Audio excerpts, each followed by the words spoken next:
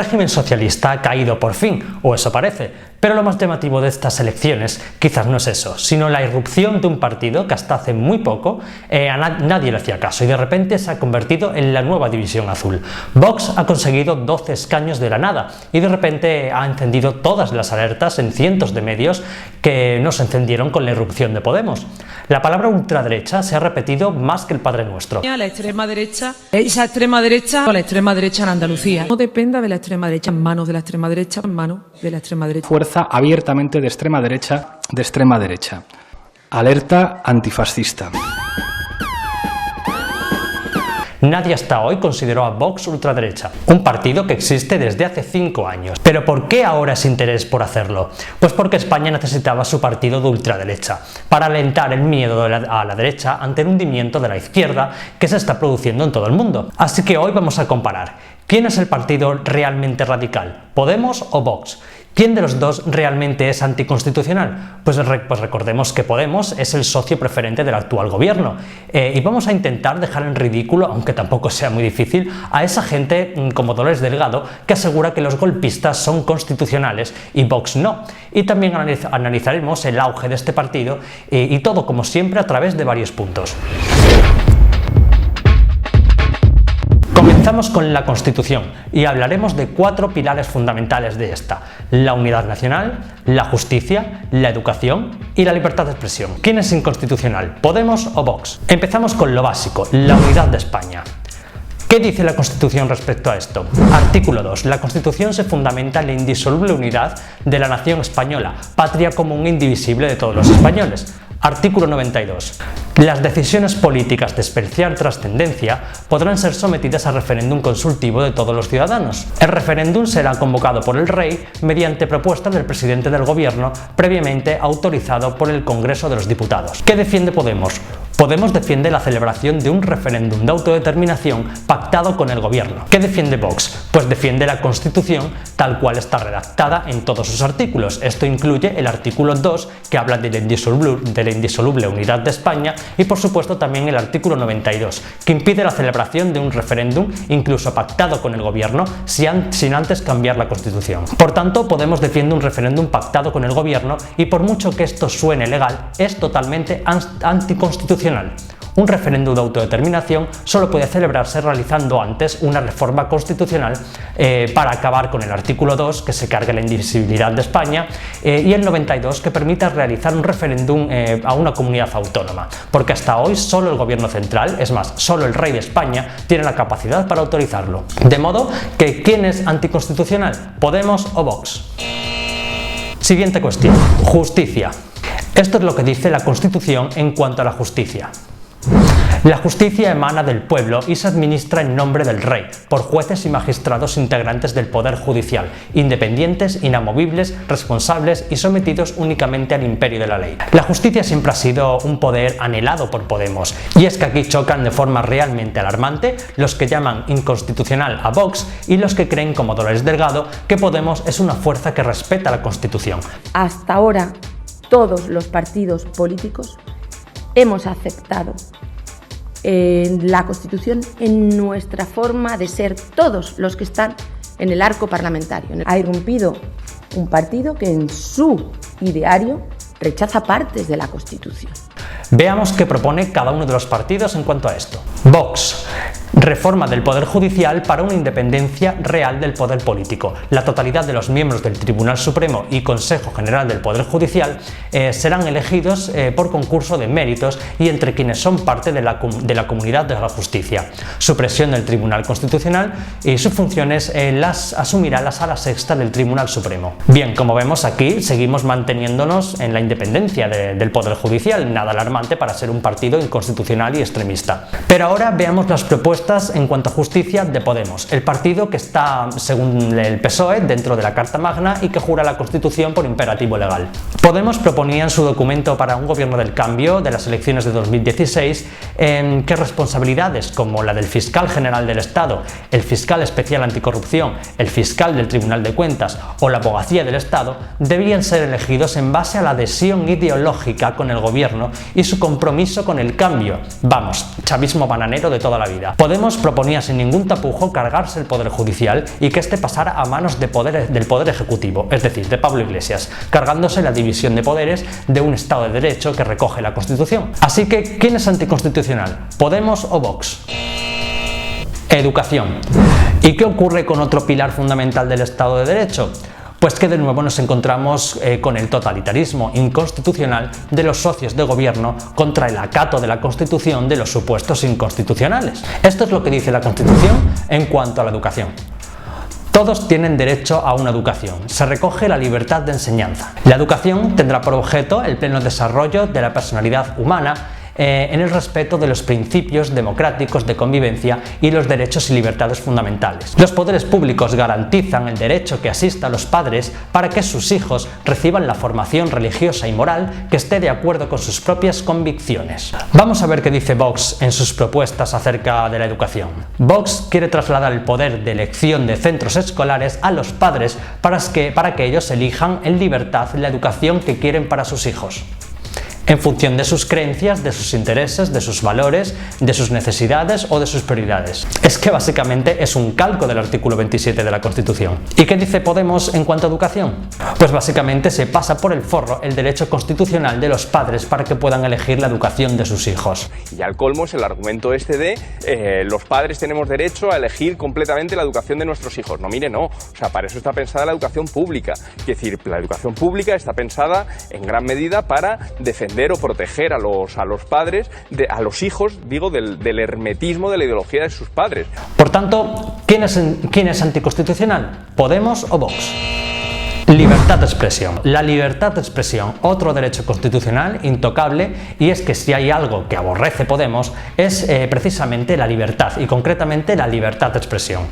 Podemos defiende la libertad de expresión para hacer scratches a políticos del PP, hacer scratches a guardias civiles, cagarse en Dios, amenazar con matar políticos en canciones de rap, hacer chistes sobre el Holocausto y sobre Irene Villa, realizar votaciones ilegales en Cataluña, sacar por las calles un autobús señalando a periodistas, pero no defiende la libertad de expresión para escribir un poema irónico sobre la primera dama del partido, sacar un autobús por la calle diciendo que los niños tienen pene, scratches contra gente de Podemos o de izquierdas en general, y por supuesto de ahí viene su obsesión por controlar los medios de comunicación y amordazar a la prensa. E incluso que existan medios privados ataca la libertad de expresión, hay que decirlo abiertamente. ¿Y qué pasa con Vox en cuanto a la libertad de expresión?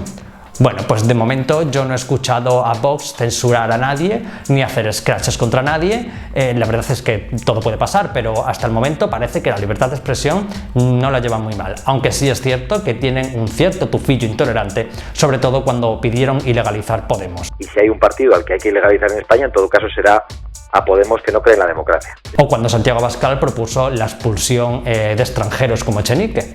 Pues que nosotros a los extranjeros, aunque hayan obtenido la nacionalidad, que se dedican a atacar las libertades en España, acabar con el sistema democrático y a terminar la unidad nacional, haremos todo lo posible para que sean expulsados de España. Así que me temo que aquí suspenden los dos. Bueno, realmente creo que suspenden todos los partidos. Pues la razón del hundimiento de la izquierda está clara. La gente está harta de varias cosas. 1. La manipulación mediática. 2. La corrección política. Y 3. El insulto al ciudadano. La prensa en este país sufre un grave problema, y es que sigue creyendo que viven en el siglo XX. Siguen pensando que son el cuarto poder y son capaces de guiar e influir en la opinión pública. Esos medios tan modernos y tan adaptados a las nuevas tecnologías aún no han entendido que ese cuarto poder ya no se llama prensa, sino redes sociales. Hasta hace muy poco la prensa era capaz de guiar al ciudadano en su voto, pero eso ha cambiado. La gente sabe perfectamente cuándo la están manipulando y cuándo no. Y aunque en este país el 80% de los medios de comunicación estén escorados a la izquierda, la gente sabe muy bien cuándo la están manipulando y sabe muy bien informarse en otros medios, incluso comparar entre informaciones de distintos medios y sacar sus propias conclusiones. Y la verdad es que mucha gente se ha dado cuenta de la manipulación mediática a la que ha sido sometida durante años. La corrección política es algo que el común de los mortales empieza a pasarse ya por el arco del triunfo, y cada cada vez hay más gente que se despega de esto y comienza a arrimarse a movimientos que se salen del redil buenista, como en este caso ha ocurrido con Vox, como ocurrió en Estados Unidos con Trump, o como está ocurriendo en el resto de Europa con el resto de fuerzas que se sitúan a la derecha de la derecha convencional, extrema derecha si queréis llamarlo así, aunque no es la realidad, ya que una sociedad que ha sido domesticada en el buenismo y en la corrección política por parte de la prensa, es normal que de repente sientan como extremo un movimiento que simplemente se atreve a decir lo que una parte de la sociedad piensa y que ha sido sistemáticamente silenciada. Una sociedad que está harta de los problemas del primer mundo que plantea la izquierda de salón, que está harta de los dramas de las feministas, del lobby gay o del puñetero lenguaje inclusivo y que ha dado la espalda a la clase trabajadora que dice defender. ¿En serio pensáis que en Andalucía hay 400.000 fascistas? ¿En serio pensáis que en Francia hay 10 millones de neonazis? ¿O que en Estados Unidos hay 63 millones de fachas? No, son personas que están hartas de que las manipulen, hartas de ver que la política convencional no ha hecho nada por ellos y que los movimientos populistas de extrema izquierda solo se ocupan y preocupan de una parte de la sociedad y que ven como en muchas ocasiones hasta excluyen a los ciudadanos de su propio país. Y esto no hace buenos a estos partidos, pues seguramente se estén aprovechando como otros antaño del hartazgo de la gente. ¿Y qué pasa con el insulto? Es otro de los motivos del hundimiento de la izquierda. Unos partidos que se han pasado años insultando al ciudadano, llamándoles machistas solo por ser hombres, xenófobos solo por querer controlar la inmigración, fascistas o ignorantes o analfabetos solo por no votar a la izquierda. Podemos poner de ejemplo este nauseabundo artículo del País que afirmaba que la razón por la que Vox ganó en el Ejido es porque en esta localidad no había librerías y la gente no podía leer. Evidentemente algo que es rotundamente falso, como demuestra una simple visita a Google Maps. Pero tenemos muchos más ejemplos de líderes de izquierdas insultando al ciudadano y creyéndose intelectualmente superiores, aunque seguramente la izquierda sea el movimiento más inculto que pueda existir, al menos en este país. Desde la máquina de imprimir billetes de Eduardo Garzón hasta las medidas simplistas que propone Podemos, como subir salarios por decreto. Pero ellos creen que pertenecen a una élite intelectual superior y que todo el que vota una opción política distinta a ellos son unos ignorantes y unos analfabetos. La gente se ha cansado de que la insulten y obviamente se van a formaciones o a movimientos que velen por sus intereses o que al menos respeten lo que se vota. También se da la persecución del disidente, como por ejemplo en este programa de La Sexta, donde vimos un ejercicio de periodismo fascista por parte del programa de Cristina Pardo, cuando salieron con una cámara a buscar a los votantes de Vox en Marinaleda y señalar sus domicilios. Parece misión imposible dar con los 44 de Vox. Aquí podría vivir un votante de Vox.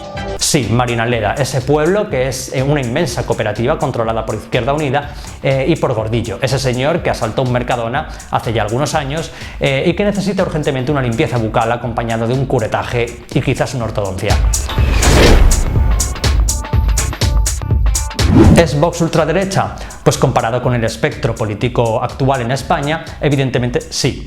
En España el centro está tan escorado a la izquierda que es lógico que un partido de derechas puro sea visto como extremo, un país en el que hasta el PP se ha convertido en un partido casi de centro izquierda. Deportar a los inmigrantes ilegales no es extrema derecha, es la ley de extranjería que se aplica en España desde hace décadas. El gobierno de Pedro Sánchez lleva 5 meses realizando devoluciones en caliente. ¿Es el PSOE un partido fascista? Parece ser que sí. ¿Es Vox un partido de extrema derecha por defender la vida y estar a favor de la familia tradicional? No. Es un partido conservador. Ser conservador no es ser extremista. Extremista sería si quisieran ilegalizar la homosexualidad o penar el aborto con cárcel. Que ellos prefieran la familia hombre, mujer, hijo y rechacen las formadas por hombres o por mujeres o incluso por viudas con hijos o padres solteros o abuelos que se hacen cargo de sus nietos porque sus padres murieron, a mí me da igual. Cada uno tiene sus preferencias, pero no son preferencias que quieran convertir en ley. Pero quizás a Vox le vendría bien entender que familia es lo que cada núcleo de personas quiera considerarse, no lo que un partido quiera considerarles. ¿Por qué irrumpe Vox ahora? La respuesta es fácil. Pedro Sánchez. Algunos, inexplicablemente, han descubierto que hay gente en España que les gusta España, que les gusta su país independientemente de la ideología que tuvieran. Al contrario que el presidente, que pensaba que toda la izquierda odiaba a su patria, como él, y su jefe Soros. El auge de Vox no se ha producido ni siquiera en el punto más álgido de Podemos. Al contrario, en el punto más álgido de Podemos, el PP subió miles de votos, como en las elecciones de 2016. Ha sido la llegada de Pedro Sánchez y el hecho de haber materializado todas las políticas sectarias y enfermizas de la izquierda rancia lo que ha hecho que mucha gente de diferentes ideologías se hayan refugiado en un partido que se sale un poco del redil. Nacho Preescolar hizo un análisis sobre las elecciones andaluzas con el que estoy sorprendentemente de acuerdo. Y es que dijo que en Andalucía la izquierda había votado en clave autonómica y la derecha en clave nacional. Y es que fue así. La derecha castigó al gobierno PSOE-Podemos y sus alianzas con los independentistas.